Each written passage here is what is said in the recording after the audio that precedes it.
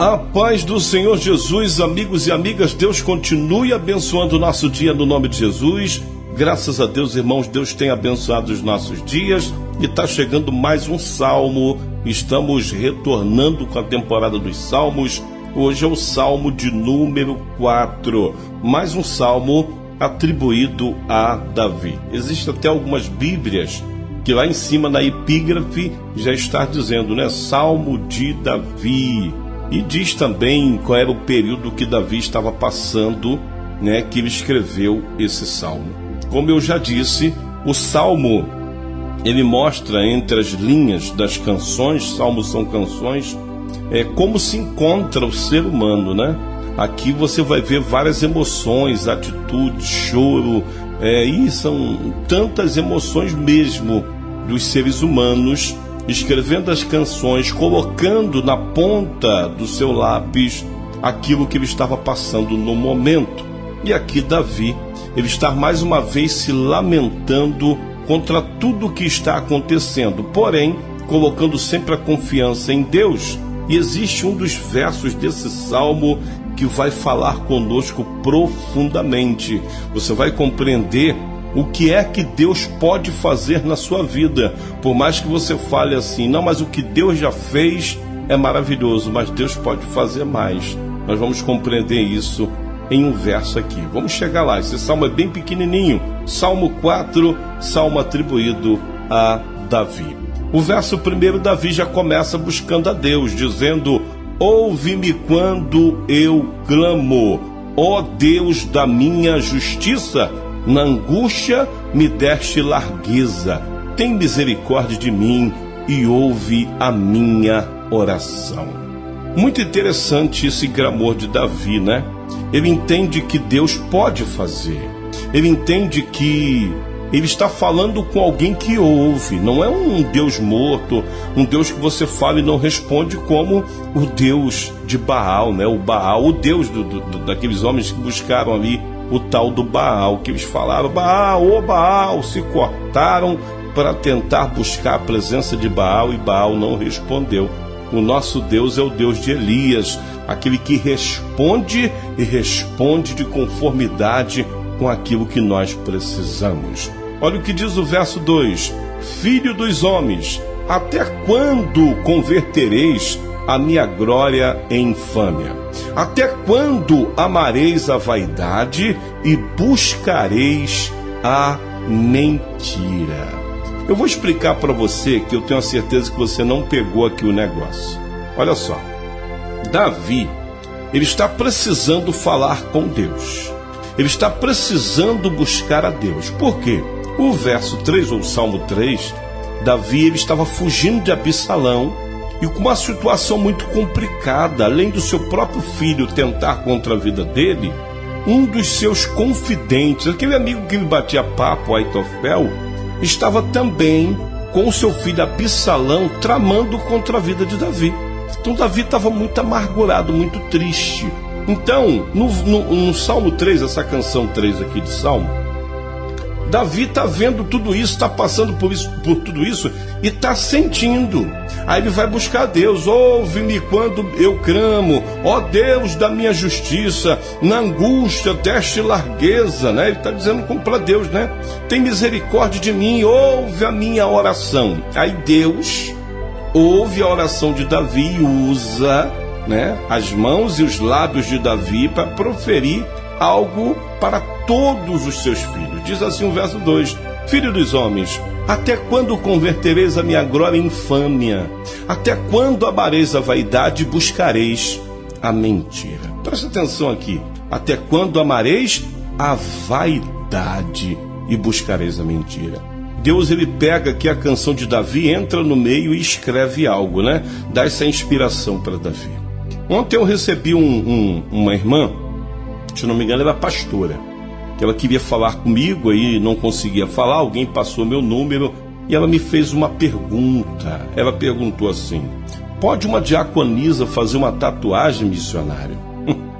Aí ela mesmo falou, né? Muita vaidade, né? Tal. Eu falei: irmã, nós temos que entender o que a palavra diz, né? O apóstolo Paulo, ele vai escrever uma carta à cidade da Galáxia, né? Os Gálatas, E Paulo vai dizer, olha, que ele já está crucificado, que ele já está morto. Ele diz, não vivo mais eu, mas Cristo vive em mim. Então, a partir do momento que nós morremos para este mundo, todas essas vaidades vão embora.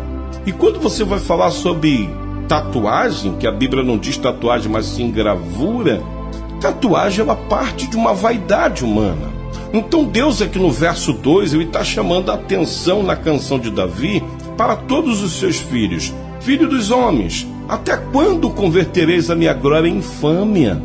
Até quando? Aí ele continua, até quando amareis a vaidade e buscareis a mentira? Porque viver de vaidade é viver na mentira, porque Salomão mesmo já escreveu sobre isso e diz, tudo é vaidade, tudo é mentira, tudo se acaba. Então nós não podemos entrar por esse caminho da vaidade. É uma tatuagem, você fazer essa gravura no seu corpo, nada mais é do que uma vaidade. O que é que você vai ganhar com isso? Qual prazer, né? Você vai sentir ou você vai ter cometendo essa gravura, fazendo essa tatuagem. Quando a minha esposa ela não era de Deus, ela fez, se eu não me engano, umas 3 tatuagens. Até hoje ela é arrependida. Por quê? Porque de fato o Espírito Santo de Deus habita nela e fez com que ela sentisse vergonha daquilo. Agora eu fico preocupado com a pessoa que está na presença de Deus. Aí entra uma dúvida, será que está mesmo?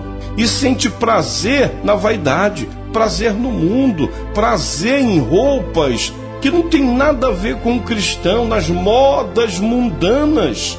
Deve-se avaliar a conduta desta pessoa diante de Deus. Porque veja o que Deus está falando através de Davi nesta canção do Salmo 4. Filho dos homens, até quando convertereis a minha glória em infâmia? Até quando amareis a vaidade e buscareis a mentira? Vaidade, irmãos, é mentira. Sai disso, fuja disso.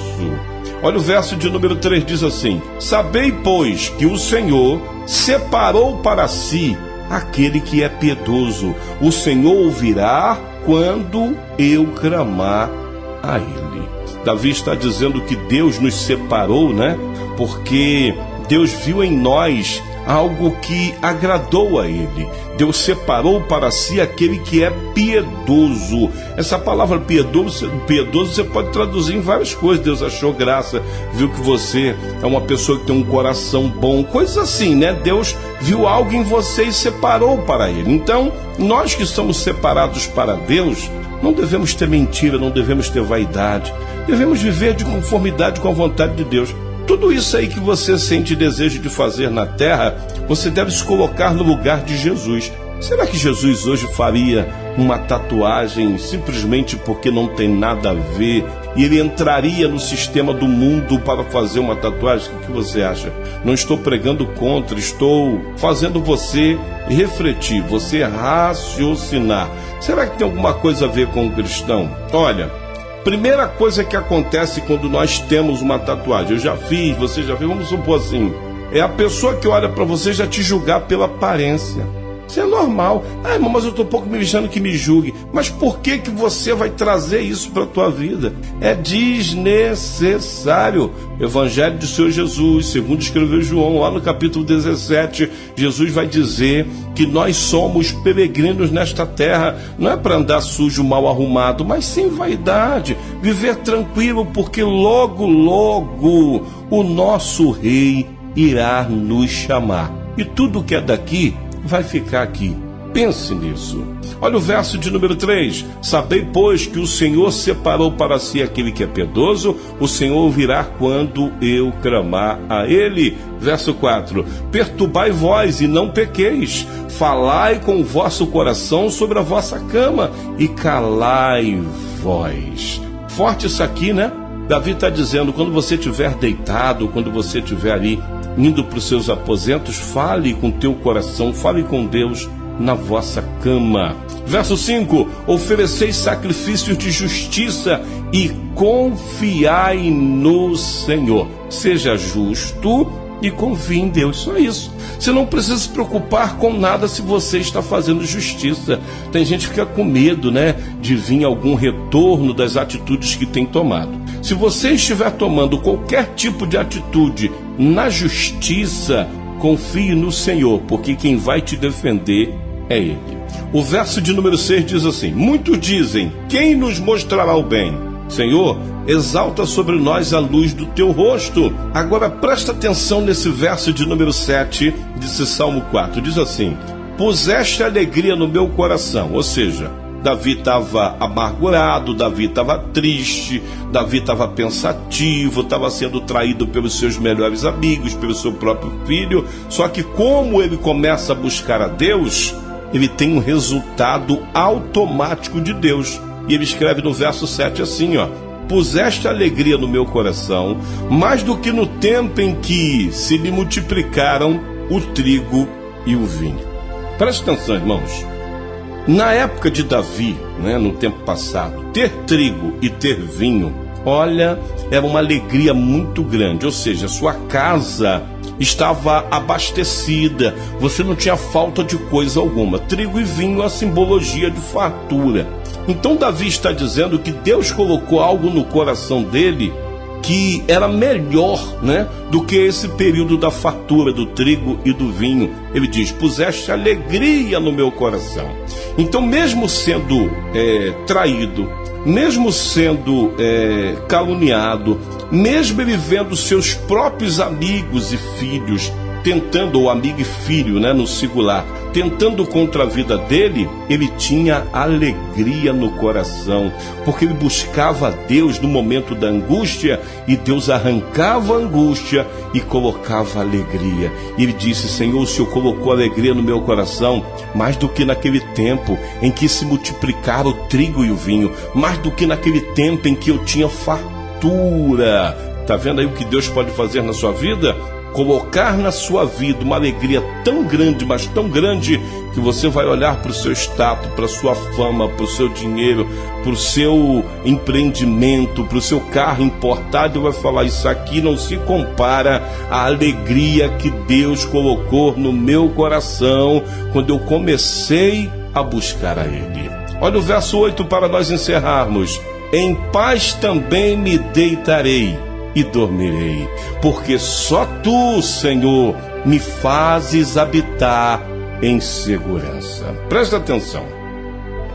Eu tenho a certeza que muitas pessoas não estão passando pelo que Davi passou, Ele não ficou nisso, ele passou. Eu tenho a certeza disso. E tem gente que não consegue dormir com os probleminhas pequenininhos.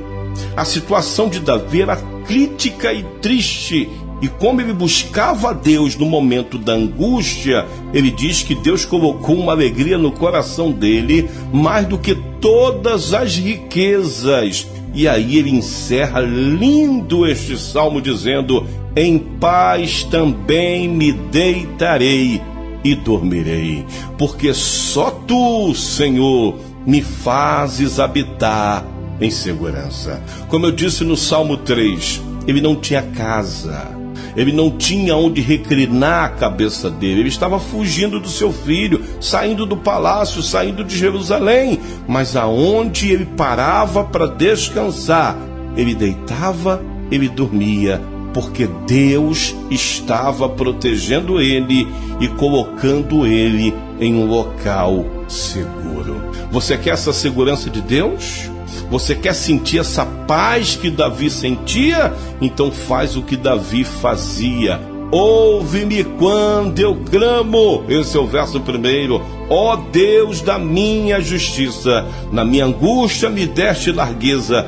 Tem misericórdia de mim e ouve a minha oração.